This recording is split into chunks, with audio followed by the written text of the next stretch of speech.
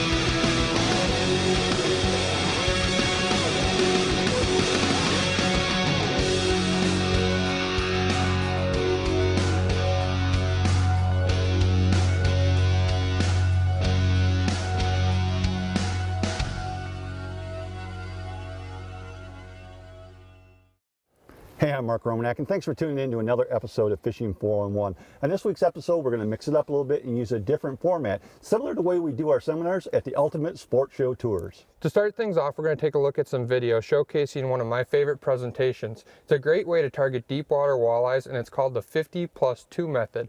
This method was pioneered by Precision Trolling Data. Let's take a look. The fish that we're going to catch today are largely going to be on crankbaits, and it's not just one single crankbait. There's actually 4 or 5 real popular crankbaits that we use here to get the job done day after day. The very first thing that we do before we set our crankbait is that we got to get them juiced up here. We like ProCure, so put a little dab of ProCure on this bait. We'll put it on there about every 20 to 30 minutes. And then what I'm going to do is I'm going to set the bait back. And let me get this rod here. What we're going to do is we're going to set it back 50 feet. And there's a reason for this. The reason why we're going to set it back 50 feet, first thing I'm going to do here is zero up my line counter. And I'll cast this back about 50 feet or so. We're going to use a trolling method that's something that's brand spanking new. It's called the 50+2 method. It's something pioneered by Precision Trolling Data. And what it is, it's depth control. We want to get these baits right down close to the bottom, but we don't want them gouging into the bottom because we don't want to lose our valuable crankbaits. So the depth that we run these at is really critical. And right now we're trying to get them down about 39 feet. So in order to do that, I'm going to let out 50 foot of line, like I just said. And since this bait does not dive that deep on its own, what I'm going to do is I'm going to take an offshore tackle snap weight. This happens to be a 2-ounce version. So, and I'm going to just place it on the line here. And when you place it on the line, it can't come off. There's a little plastic pin in there, so it's on that line. It's not going to come off until I take it off. So now what I got to do is I got to deploy more leader. In this second group of leader, something we call the dropper. You can see the lines going out here. I'm going to let this one out to an additional total lead of 120 feet. So 120 feet back with a 2-ounce snap weight is getting this bait down about 39 feet, and that's what it's taken to get these fish to bite. So the 50+2 method is absolutely a dynamite depth control method. You know, the 50+2 method is a deadly way of catching walleyes, but first you have to understand the fundamentals of this presentation. First, you need to understand the lingo. 50+2 starts by letting your favorite crankbait back 50 feet behind the back of the boat. We call this the leader. The next step is to add a 2-ounce snap weight on the line. Once a snap weight is added to the line, you can play out additional leader. Now this additional leader is called the dropper. That's how we control our target depth. The Precision Trolling app allows you to dial in your trolling speed along with the dropper to get the perfect depth where you're marking the fish on your sonar. Well, the interesting thing is we knew we had to have a standard, okay? The other way to communicate these complicated trolling methods with people is to set up a standard that everybody can easily follow. So we interviewed a lot of fishermen, and we asked them, when you're snap weight fishing, what lead lengths do you typically use? And we got some guys at 20 and some guys that say 30, but overwhelmingly 50 foot was the common lead length that people liked. So we take that standard, 50 foot lead. Then we needed another standard. How big a snap weight do we put on? If we put a 1 ounce, it's going to go a certain depth. If we do a 2 ounce, it's going to go deeper. If we do a 3 ounce, it's going to go deeper yet. So to build a standard, we decided to start with 2 ounces. So 50-foot lead plus 2 ounces, and then we can monitor what we call the dropper lead, or the additional lead, to get that bait, dial it into specific depths. With that standard, if everybody stays to the standard, you're going to have exactly the same data that we're producing. You're going to be able to replicate it in your boat. And so our waters are fairly clear here. A little longer leader, 50 foot, seems to work real well. And so once the system is put together, I think that, and people try it, they'll be amazed how successful it is. You know, when it comes to open water trolling, a line counter reel is probably the most essential piece of equipment that you're going to have on your boat. The reason for that is duplication. Not only are you going to use the precision trolling app to dial in those lead lengths and figure out exactly where those fish are, but you're going to need a line counter reel to do just that.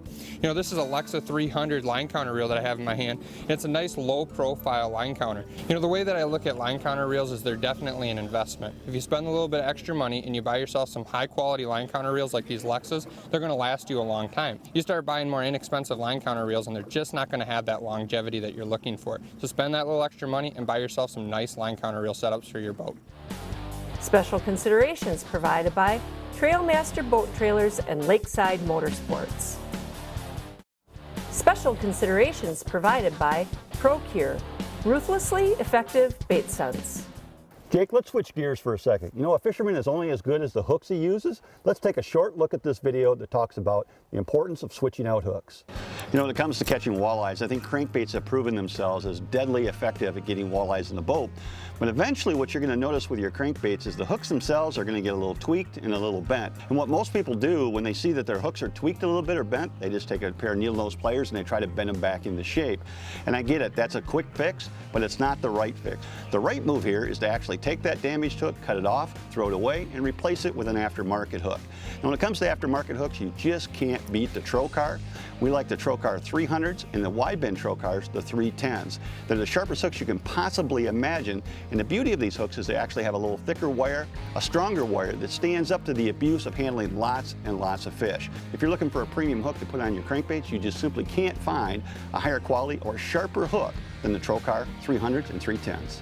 When it comes to crankbaits and the treble hooks that you use on them, one size definitely doesn't fit all. You're going to need an assortment of different hooks for different crankbaits. The most common sizes on walleye crankbaits, like I have in my hand, are either number 6s, number 4s, or number 2s.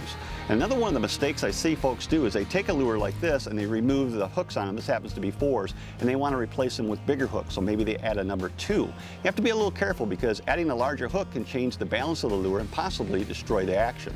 The rule of thumb is use the same size hooks that you took off, or in some cases you might be able to get by with hooks just one size larger. But you don't want to overdo it. You don't want too large a hook. You'll destroy the action of that lure and simply it won't catch fish anymore. You know, losing fish is all a part of fishing, but no one really wants to be that guy. The good news is we as anglers can take the appropriate steps to land as many fish as possible. You know, Jake, that's a very good point. Using premium hooks can be the difference between a bad day on the water or an excellent day of fishing. We use a hook called the Trocar. Now, the Trocar comes in 2 different styles. It comes in the 310, which is a wide bend version. It also comes in the 300, which is a round bend version. By switching out to these premium hooks, we found that it puts a ton more fish in the boat for us. If I could only switch out one treble hook on my crankbait, it would be the back hook. By far, most of the fish that you're going to land on any given day is going to come on that back hook. So if you're thinking about experimenting by using different treble hooks, make sure you switch out that back treble hook.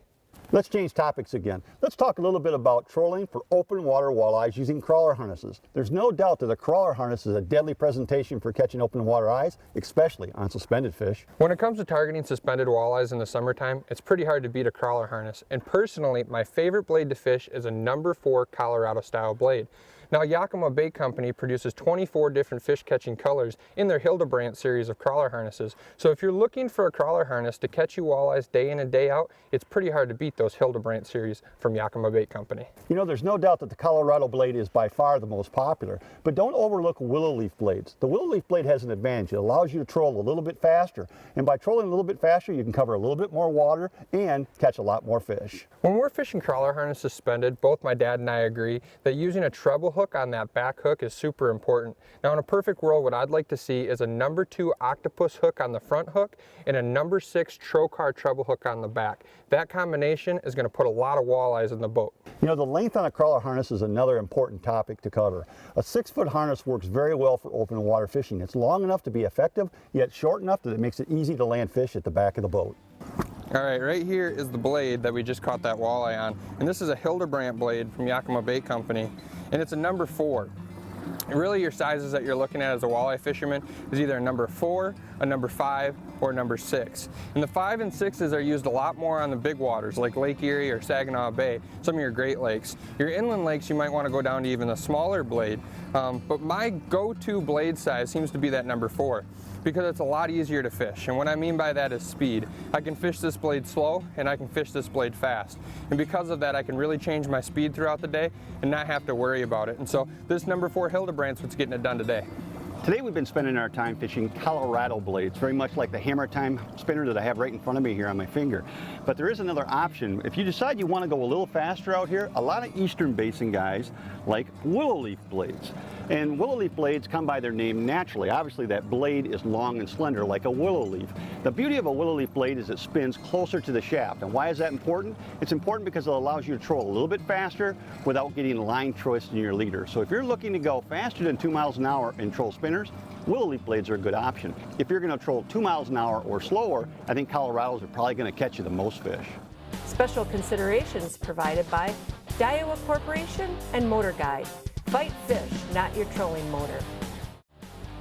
Special considerations provided by the Ultimate Sport Show Tour, Michigan's elite sport shows.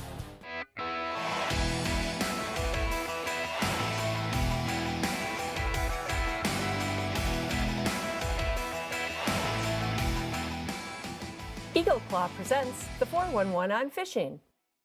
When it comes to being an outdoorsman, that comes to taking proper care of the meat or the fish that you're catching, and that really starts on the water. One of the very first things I do when I catch a walleye is I bleed it out. I put it in the live well and I bleed it out. And what that does is you get a perfect white fillet. It also makes it cleaner when you're cleaning the fish. It just is a lot easier. The first thing you're going to have is an electric fillet knife.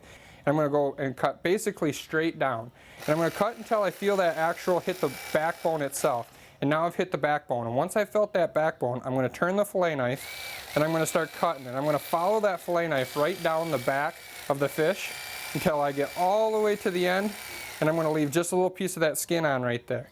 Now when I flip it over, I'm just going to be able to take the fillet in that skin, and I want to get the fillet off of the skin itself. And so now I'm going to take the fillet knife and go right down the skin, and again, you're just following it and letting the knife do the work, and you take it off.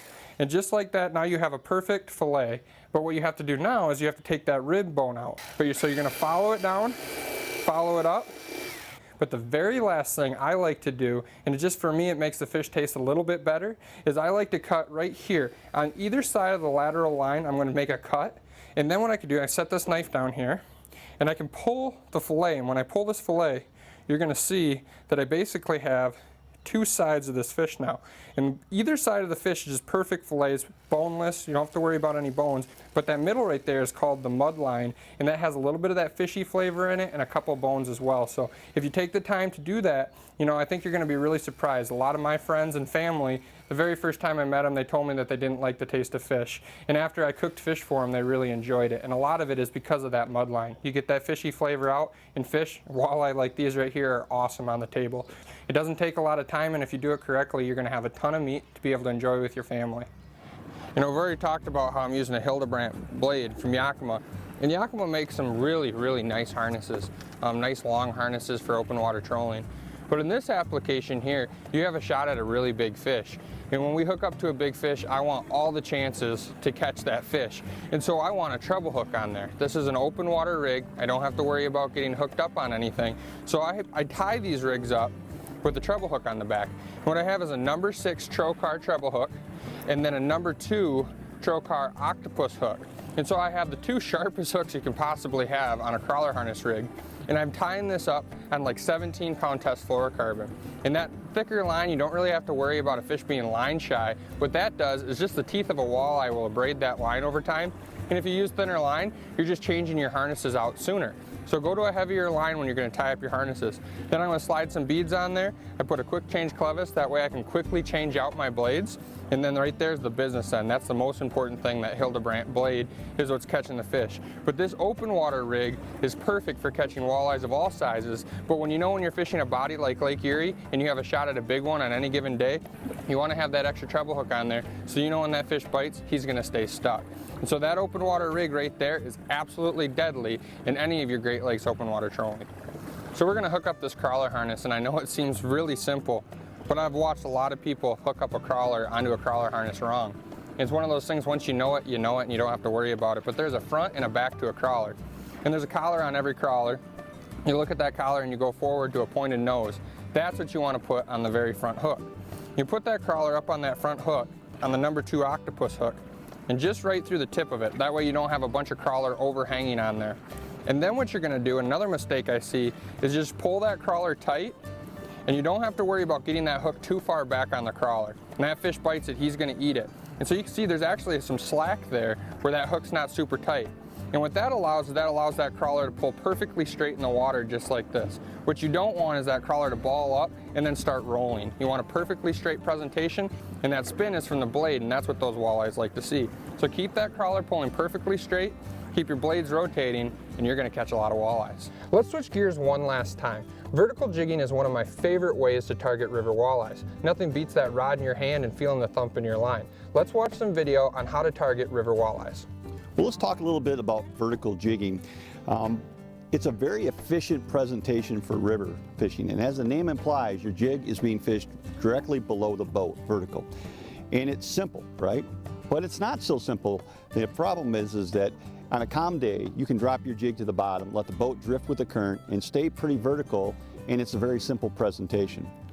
But as soon as the wind picks up, everything changes. Because what happens is your boat starts to drift at a different speed than what the current is moving. And so then it becomes more difficult to keep your jig vertical or straight below the boat. Well, the way we compensate for that is by using the electric motor. We drop the electric motor in the water, and as we start to see the line starting to angle away from the boat, we can actually point the electric motor towards the line and move the boat slightly in order to pull the boat over top of the jig and maintain that vertical content. So why is it important to be vertical? Essentially what vertical does is allows us to keep the jig very close to the bottom, but not actually dragging on the bottom. If we drug it on the bottom, we'd still catch some fish, but the problem is we'd snag a lot of jigs and we'd lose a lot of valuable tackle. So by vertical jigging, we can get that jig just swimming just over the bottom, inches within the bottom, in the strike zone all the time, and very rarely ever have a snag. It's a dynamite presentation, but it does take some boat control to be able to master it. Special considerations provided by Eagle Claw, the only fish hooks made in America. Additional considerations provided by Fish Hawk Electronics. Trolling without a fish hawk is called boating. There we go, hooked up, Dad. Feels like a pretty good fish, Dad. Oh, slid up in a little bit shallower water. That's a nice fish. That is a real nice fish. Unscoop him. Let's get him out of here. That is a great male Detroit River walleye. You know, that's kind of what we're looking for today is these size fish. You know, when you come to the Detroit River, what you're going to find are the bigger fish are caught earlier in the year. That first week of April, that's normally a good time frame if you're looking for bigger fish. But if you're looking for numbers of fish coming later in the month, late April, early May is a good time frame to target walleyes. And there's still some good quality fish. Now, there's nothing wrong with a walleye like that. And we caught that fish in 11 feet of water. He just absolutely tunked it. It's a nice fish. You know, we need to talk just a little bit about jig sizes. Vertical jigging does occasionally happen in shallow water, and you can get by with some relatively light jigs, 1/4 to 3/8 ounce jigs. But in the Detroit River, that's generally not the case. In the Detroit River, we're used to catching these fish in much deeper water. So we're talking about 1/2 ounce, 5/8, 3/4, and today, believe it or not, we're actually using a 1 ounce jig. So you're gonna need those heavier jigs in order to maintain contact with the bottom. If you're not maintaining contact with the bottom, you're going to struggle in vertical jigging. So use as heavy a jig as you need to. Don't be afraid to use those heavier jigs to catch fish like this. You know, the times come that I have to tie on a new jig, and that's pretty inevitable when you're fishing the Detroit River. So right here I got one of these Hammer Time jigs from Yakima. I'm going to go ahead and tie it on. And one of the things that you want to look at is we kind of talked about braided line, and that no stretch line is super important, but you want to have a fluorocarbon leader. If you tie your jig straight to that braid, it's not really a visibility thing as much as it is when you do snag up, it's much easier to break off that fluorocarbon. So I like to tie a 12-pound test fluorocarbon leader, and basically I use a double uni knot, and we've talked about that same knot in other shows. What you want to do is you want to go on to animatedknots.com and learn how to tie that double uni knot. But basically you have this fluorocarbon leader now. You have a couple feet of fluorocarbon, and I'm going to tie that knot. And a lot of guys like to tie a lot of different knots when it comes to jig fishing, and I just tie a basic clinch knot. And the reason for that is it breaks very easily. I want, when I snag the bottom, to be able to break the knot at the jig, not at the uni knot. That way when I break a jig off, I have plenty of fluorocarbon to quick tie on another jig, and I'm back fishing again. So you want to have that no stretch braid for that sensitivity, but make sure that you have a fluorocarbon leader. That way you can break the jig off when you get snagged. You know, when it comes to vertical jigging, you might be using a shorter and a stiffer rod than what you'd use for just about any other kind of fishing. And when you use a heavy jig, I like to use a little bit stiffer of an action rod. This rod here is a little bit shy of 6 foot, but it's got a very stiff action on it. And the reason why I have it so stiff is because when you're fishing these deeper water fish with a heavier jig, that stiffer rod allows you, when you lift up, you can really set that hook and send it home and get a good hook set on these fish. So you keep that short rod, a little bit stiffer action, and you want to team that up with braid. Braid is so important when it comes to vertical jigging because it's no stretch line. Zero stretch meaning that you can feel everything. You can feel that jig down there, you can feel that bite, and it's a perfect setup. So a stiff rod, no stretch line, teamed up with a small spinning reel because you're going to have that rod in your hand all day. That's the perfect combination for vertical jigging in pretty much any river system. Thanks for joining us again this week in the classroom and on the water. If you'd like to learn more, make sure you go to our Fishing 411 Facebook page and check out our weekly blog. Hey, I'm Mark Romanack. We'll see you here same time, same place next week. Closed captioning provided by Lakeside Motorsports, Michigan's premier marine and power sports dealer. Fishing 411 is brought to you by Offshore Tackle Company, Evinrude Outboards, Starcraft Marine, Cisco Fishing Systems, Yakima Bait, Jay's Sporting Goods, Niagara Falls, USA, Smooth Move Seats, Lowrance Electronics, and by Precision Trolling Data.